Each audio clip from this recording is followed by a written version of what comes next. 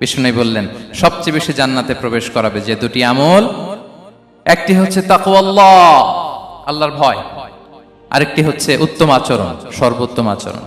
তো আমরা যেন উত্তম আচরণের অধিকারী হই, আমার স্ত্রীর সাথে যেন ভালো আচরণ করি, প্রতিবেশীর সাথে যেন ভালো আচরণ করি, ছেলে মেয়েদের সাথে যেন আমাদের অ্যাটিটিউডটা ভালো থাকে, আচরণটা ভালো থাকে, কলিগের সাথে যেন ভালো থাকে।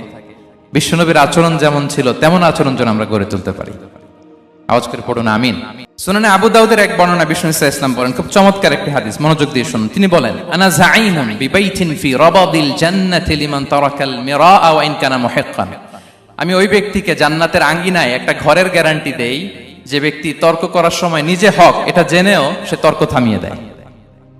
অনেক সময় হয় না, অনেকে পায়ে পাড়া দিয়ে ঝগড়া করতে আসে, এরকম আছে না নাই? আপনি চুপচাপ দেখবেন একটা বাজে কমেন্টস করতেছে, আবার কমেন্টের নিচে কমেন্ট, আবার গালি, হ্যাঁ আছে না এরকম? বিষ্ণু বলেন নিজে হক এটা জানার পরেও আর যাতে তর্ক না বাড়ে, যে তর্ক থামিয়ে দেয় জান্নাতের আঙ্গিনায়, তাকে আমি একটা ঘরের গ্যারান্টি দেই। ওয়াবিবাইতিন ফি ওয়াসাতিল জান্নাতি লিমান তারাকাল কাযিবা ওয়া ইন কানা মাযিহান।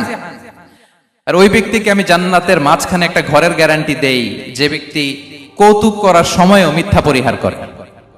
করতেছে কৌতুক, ফান করতেছে আর কি, হি ইজ কিডিং, ফান করে, কৌতুক করে, কিন্তু কৌতুকের সময় সে মিথ্যা বলে না।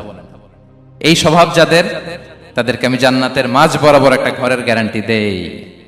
এরপর বিষ্ণু কি বলে দেখেন, তিনি বলেন ওয়াবিবাইতিন ফি আ'লাল জান্নাতি লিমান হাসানা খুলুকাহ। আর জান্নাতের একেবারে হাইস্ট পিক অফ প্যারাডাইস, জান্নাতের সর্বোচ্চ স্তরে আমি একটা ঘর বা একটা বাসভবনের গ্যারান্টি ওই ব্যক্তিকে দেই যে তার আচরণটা সুন্দর করেছে,